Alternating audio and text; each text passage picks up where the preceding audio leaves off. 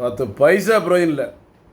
சும்மா இருக்காமல் இந்த லாட்ஜிகளை வருது பாருங்கள், இந்த டுபாக்கூர் பார்ட்டிகள், மதுரை வரேன், மங்களூர் வரேன், பாம்பே வரேன், டெல்லி வரேன், மலேசியா வரேன்ட்டு இந்த டமுக்கு டப்பா கேஸில் மருந்து எடுத்து போய் இருக்கிற உள்ளதுங்கிட்டான் உள்ளக்கின மாதிரி. மருந்து எடுக்க முன்னால் உறுப்பு நல்லா இருந்துச்சு, மருந்து எடுத்த பிறகு உறுப்பு சுருங்கியே போச்சு. நல்லா இருந்துச்சு, டெம்பர் நல்லா இருந்துச்சு, உறுப்பு நல்லா இருந்துச்சு, ரத்தோடு நல்லா இருந்துச்சு, விந்து நல்லா கட்டியாக இருந்துச்சு.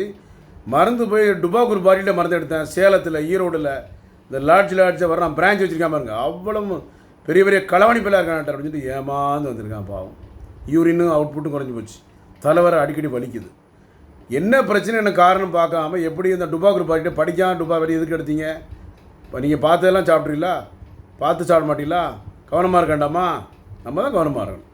அதனால் ஆண்டி சித்தர் அடிக்கடி சொல்லுவேன், டுபாக்கூரில் சித்த மருந்து நிறைய இருக்காங்க, கவனமாக இருங்க. தாய்ப்பாலுக்கு நிகரான மருந்து சென்னையில் டாக்டர் ஜான்சன் இருக்குதுன்னு சொல்கிறேன். கேட்கணும், நீங்கள் கேட்டதை பயன்படுத்திக்கணும். நன்றி.